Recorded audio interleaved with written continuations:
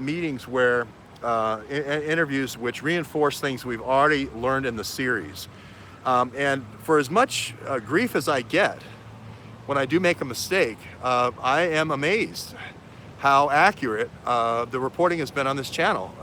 And a lot of it has been inductively derived from modeling and using things like modus operandi, motive, etc. But then you actually meet the people. You might have one or two interviews behind you to put out some working theory, and they come in and they go, that's right.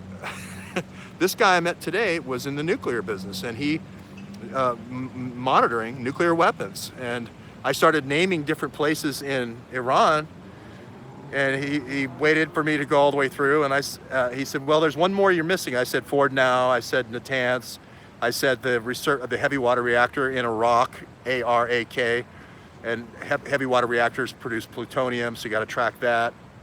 I mentioned the research reactor in Tehran, and he goes, well, there's one more. I said, well, then there's the secret bases in Mashhad, Bushehr, obviously, and then there's, of course, the secret base in Mashhad, not Mashhad, Bandar Abbas, and then I mentioned Mashhad. He said, oh, I didn't know about Mashhad. So, I mean, there's nothing, I mean, the reporting around trying to track nuclear materials has been spot on. I said, hey, from satellite, even with the infrared, even with all the, and he worked on all the spy satellites. This is the top drawer stuff. He was making jokes about NASA's and NOAA's, weather satellite over here, and NASA just is imagery, more or less. But he was talking about actually being able to see in buildings, thermal imaging, infrared imaging, etc., from space.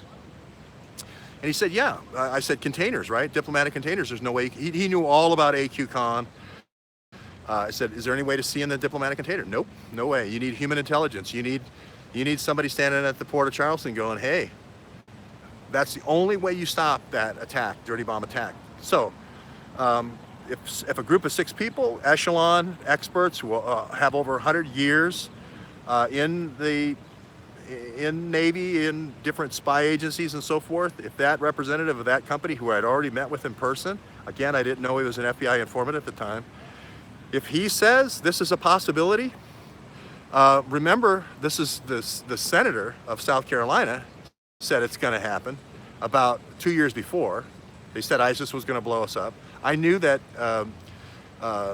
Iran's obviously a terrorist nation. I knew the Awans had a connection through Iran, through a Hezbollah guy named Al-Attar. Okay, I knew that they were shipping stuff with diplomatic container, right? I had somebody from the intelligence community who was a flight officer in the Navy and seemed to know all about the routes that these things were taking, helicopter routes in these airports, in all the stands, feeding into a funnel of Pakistan, coming through a port at Karachi, where Imran, I believe, has worked sometime, and then moving it through AQ Khan, a well-known Pakistani smuggler for weapons into Iran, for nuclear weapons into Iran, into North Korea, into Libya, into Iraq. I knew about the Gulf Tainer thing in one of our nuclear ports. At what point wouldn't I say, for news analysis, at what point wouldn't I say, I think you have to take what this guy's saying fairly seriously. Now, that's all I said. I never called the Coast Guard, never called anybody. They called me 5 times. I completely cooperated with them. I said, just do your standard stuff.